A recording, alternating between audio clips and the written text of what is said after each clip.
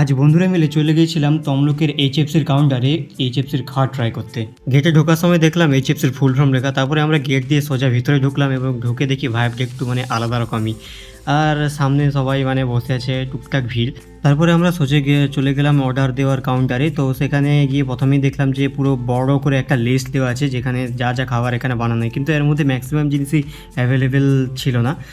সেই জন্য আমরা কিছু জিনিস অর্ডার দিচ্ছিলাম, যখন ওরা বলছিল যে এটা অ্যাভেলেবেল নেই, ওটা অ্যাভেলেবেল নেই। তারপরে আমরা অনেক এদিক ওদিক করে লাস্টে কিছু জিনিস অর্ডার দিলাম, যেটা হলো তোমার রেগুলার সাইজ পিৎজার সাথে চিকেন স্ট্রিপস আর কোল্ড কফি। এবং আমরা টোটাল 5 জন ছিলাম, তো সেই হিসাবে অর্ডারটা দিলাম। এবং তারপর আমরা ঢুকলাম গিয়ে এসির রুমে। এবং আমরা যখন গিয়েছিলাম তখন ছিল শীতকাল, আর আমি ভিডিওটা বানাচ্ছি এখন বর্ষাকালে, প্রায় 7-8 মাস আগে আমরা গিয়েছিলাম।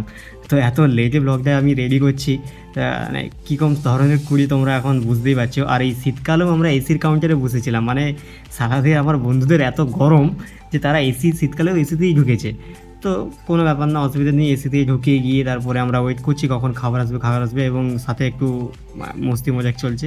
তারপর খাবার রেডি হয়ে আসতে 15 থেকে 20 মিনিট লেগে গিয়েছিল। কেএফসির খাওয়ার ঠিক যেমন তেমনই এইচএফসির খাওয়ার, শুধু একটু প্রাইসটা কম। তো তাই আমার একটা কথা মাথায় ঘুরছিল যে এর স্বাদও কি এই কেএফসির মতনই হবে, তো সেটা তো খেলেই বোঝা যাবে। তো চলো প্রথমেই খাওয়ারটা শুরু করা যাক। তো আমি প্রথমে চিকেন স্ট্রিপসটা নিয়ে মুখে দিলাম এবং স্বাদটা খুবই সত্যি ভালো ছিল। এখানে চিকেন স্ট্রিপসটা মুখে শেষ হতে না হতেই কাকু কোল্ড কফি নিয়ে হাজির। মেন বুইল্ট ইন ডিফারেন্ট, এই কথাটা তো তোমরা শুনেছই, কারণ শীতকালে আমরা এসি রুমে বসে কোল্ড কফি খাচ্ছি, লিটারেলি কোল্ড কফি খাচ্ছি এসি রুমে বসে। তো ভাবো কীরকম ধরনের ছ্যাবলামি হচ্ছে এখানে। আর তারপরে কোল্ড কফিটা মুখে দিয়ে খুব একটা ভালো স্বাদ পেলাম না, একদম বেকার বললেই চলে। কোল্ড কফিটা একদমও পছন্দ হয়নি, তাই কিছুটা খেয়েই আমার রেখে দিতে হলো। তো তারপরে আমরা সবাই মিলে ট্রাই করলাম এই মিডিয়াম সাইজ পিৎজা, যেটা 5 জনের জন্য আমার মনে হয় এনাফ। আমি ভেবেছিলাম আর খাবারগুলো যেরকমই হোক না কেন, পিৎজাটা at least one of the best স্বাদ হবে। কিন্তু আমি যখন পিৎজাটা নিয়ে মুখে দিলাম তখন আমার কেমন একটা হালকা গন্ধর সাথে বাসি ফিলিং আসছিল, এবং আমি একটা স্লাইসের বেশি তারপর আর খেলামই না। এবং তারপর আমি আমার বন্ধুদেরকেও জিজ্ঞাসা করলাম, তার মধ্যে সৌমেন খেয়েও বললো যে খুব একটা ভালো না, কীরকম একটা আলাদা রকম টেস্ট আসছে।